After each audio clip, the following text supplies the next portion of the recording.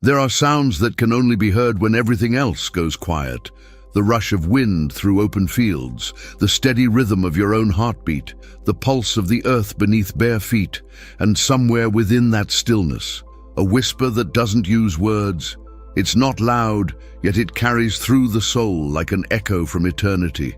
It's not spoken, yet it teaches more than 1,000 sermons ever could.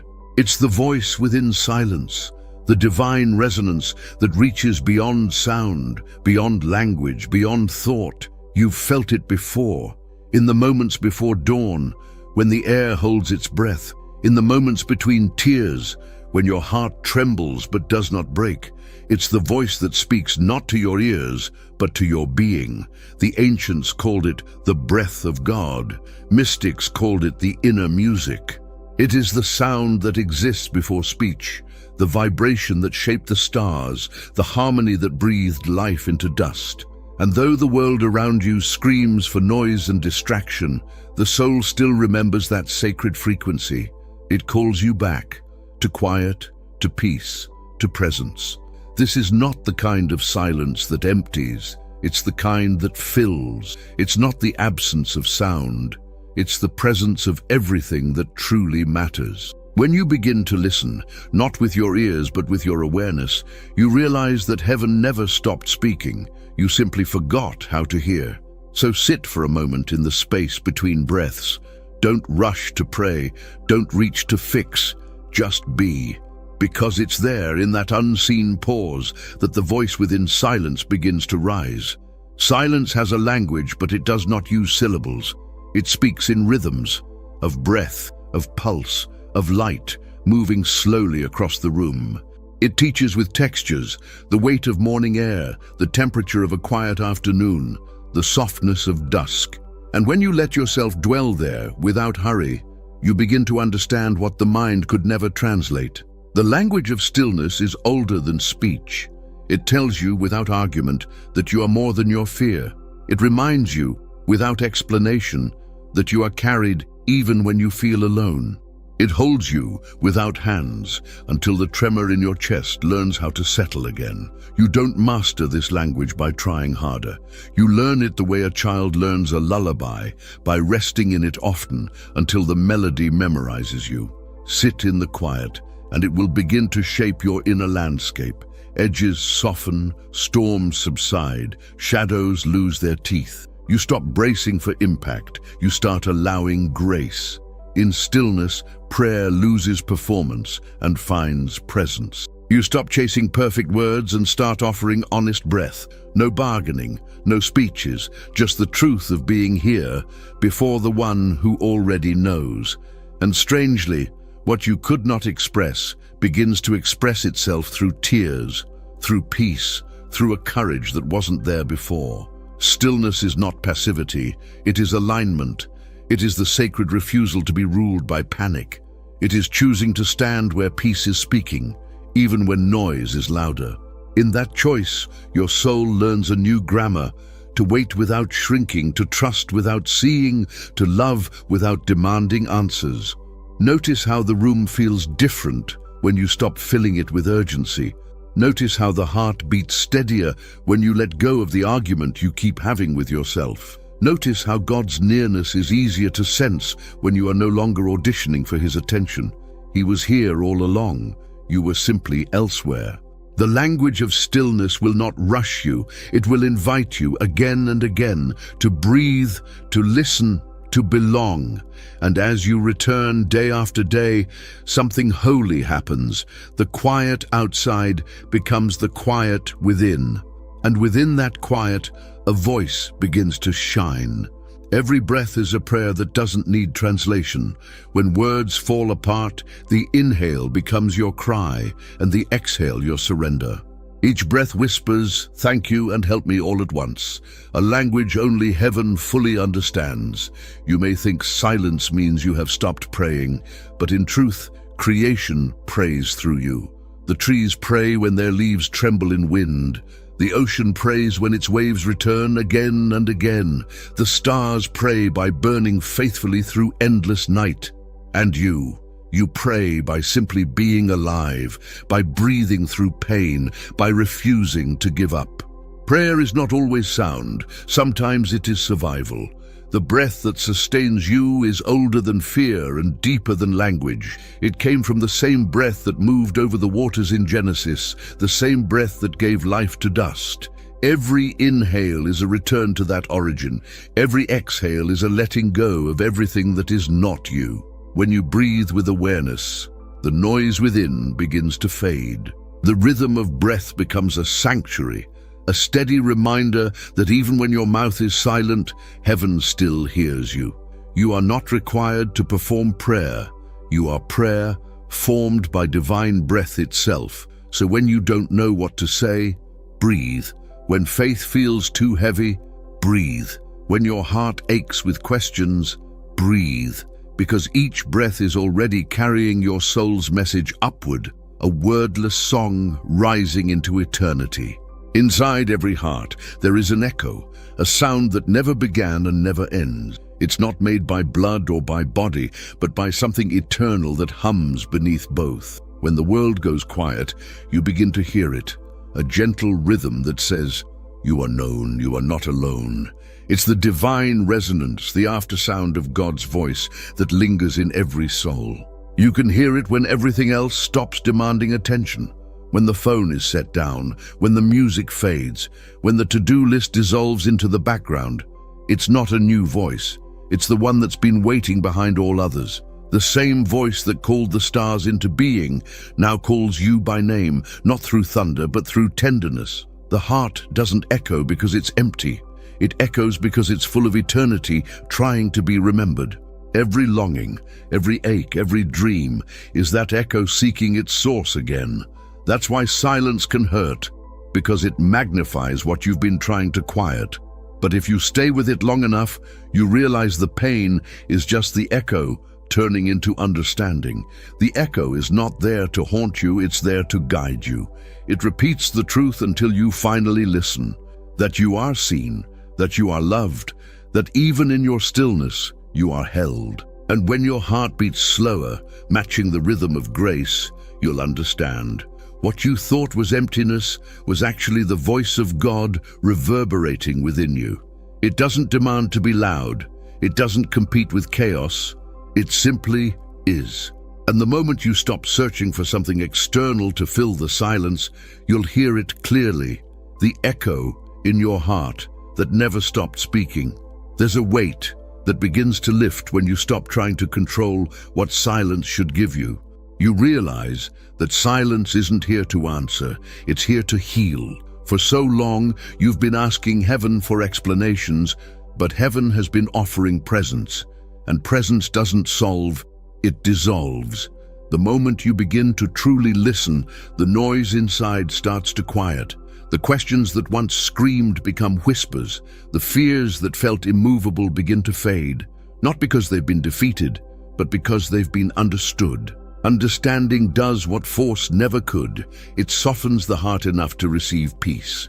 The more you listen, the lighter you become. Not because life suddenly becomes simple, but because you stop resisting what is already sacred. You begin to notice how silence holds you, how it wraps around you like air, unseen but essential. Every breath feels like forgiveness. Every pause feels like permission to rest. Listening is not a small act. It's the moment when the soul bows before wisdom that can't be spoken. It's humility in motion, the surrender of needing to fix what only faith can carry. And in that listening, the heaviness that once defined you begins to lose its shape. The stones you've been holding drop quietly into the still waters of grace. When you stop filling the quiet with your own echoes, you finally hear the truth that's been waiting to reach you. You were never meant to carry so much. You were never meant to do this alone. And as those words settle into the silence, you can almost feel the weight leaving, one breath at a time. There is a presence that does not announce itself. It doesn't need thunder or vision or miracles to prove it exists. It simply is. It waits patiently beneath every moment, steady and eternal, like light behind clouds. You don't have to call for it. You only have to notice it. This presence doesn't compete with noise, it transforms it. When you become aware of it, the world doesn't disappear. It becomes clearer. The chaos remains, but its power fades. You begin to see that peace isn't something you summon, it's something you return to. And that presence, it has always been your true home. It speaks without sound, through warmth in your chest, through tears that come without sadness, through an unexpected calm that appears right when logic says it shouldn't. It speaks in subtleties, in the way the wind brushes your face like a reminder, in the way sunlight feels like a hand on your shoulder. Nothing dramatic, just divinely precise. To find this presence, you don't need to ascend, you need to descend. Into simplicity, into awareness, into stillness. It lives beneath the noise, beneath the striving, beneath the masks you wear to survive. And when you reach it, you'll see that it was never hiding. You were just looking elsewhere. This is the miracle of the quiet God. He doesn't force his way into your world. He waits for you to slow down enough to feel him. He doesn't speak to impress. He whispers to invite. And once you've heard that whisper even once, you will spend the rest of your life listening for it again. Because that presence doesn't speak to your ears, it speaks to your soul. And the soul always remembers the sound of home. The noise of the world is relentless. It fills every space, every second. Notifications, headlines, opinions, fears. It tells you who you should be, what you should want, and how fast you should move. And if you're not careful, it convinces you that this chaos is reality. But beneath all that noise, something ancient and sacred is still speaking. That voice doesn't shout to compete. It waits to be found. It vibrates in the still air between one heartbeat and the next. It hides beneath the music of creation, under the hum of rain, beneath the rhythm of waves, within the sound of your own quiet breathing. It's been there since the beginning, the same frequency that called light out of darkness. You won't hear it by turning up the volume of your prayers. You'll hear it by turning down the volume of your fear. Silence isn't absence, it's amplification. When the noise fades, what remains is the sound of truth. The voice of God is not lost. It's simply softer than your panic. The more you chase clarity in the noise, the more confused you become. But the moment you stop chasing, clarity starts to rise naturally, like the way light seeps into a room that was always ready for dawn. The hidden voice beneath the noise is not teaching you to escape the world. It's teaching you how to live within it without losing yourself. There will always be noise, outside and inside. But peace doesn't come from silencing it. It comes from realizing it can't touch the stillness underneath. Once you hear that inner voice, once you recognize its tone, you'll start to carry silence like armor, and no amount of noise will ever drown you again. There will be seasons when heaven feels quiet, when you pray and the sky seems sealed, when you ask and nothing answers, when even your own thoughts sound hollow. Those are the moments when silence feels like abandonment. But it isn't. Heaven's quiet is not rejection, it's revelation. It's the sacred pause between promise and fulfillment, the breath God takes before he speaks again. It's not that he has left, it's that he's teaching you to recognize his presence without depending on sound, feeling, or sign. When heaven feels quiet, it's refining your faith. It's burning away the need to always feel God so that you can finally trust him. You start to realize that love doesn't disappear when it becomes invisible. It deepens, it roots itself, it becomes unshakable. In the silence, faith grows teeth. It learns to bite through doubt and still believe. It learns to walk without sight, to love without proof, to hope without evidence. And somewhere along that dark and sacred road, you begin to sense that silence itself is speaking, not to punish, but to prepare. When heaven feels quiet, it's not the end of your connection, it's the strengthening of it. It's God teaching you to hear with the heart instead of the ear, to know him by his stillness as well as by his words. And when that realization finally dawns, the quiet becomes holy. It stops feeling empty and starts feeling alive. Deep within silence, there is light, faint at first, but alive. It doesn't blind or burn. It breathes. It hums like a quiet promise waiting to be remembered. You don't see it when you're searching frantically. You see it when you stop trying to make the dark end and simply let it be. That light doesn't chase away night. It transforms it. It teaches you that even the longest shadows depend on light to exist. And when you finally sit still long enough, you realize the light was never gone. It was just hidden behind your noise. You had been carrying it all along. This is what silence reveals. You were never waiting for God to arrive. He was waiting for you to notice. Every prayer you whispered into emptiness was heard. Every tear you thought went unseen became a mirror that reflected his light back toward you. And in that reflection, the sacred truth unfolds. The silence was not the absence of God. It was his invitation. When the soul learns to rest in quiet, the light begins to grow. It expands with every breath, fills every corner, heals every fracture.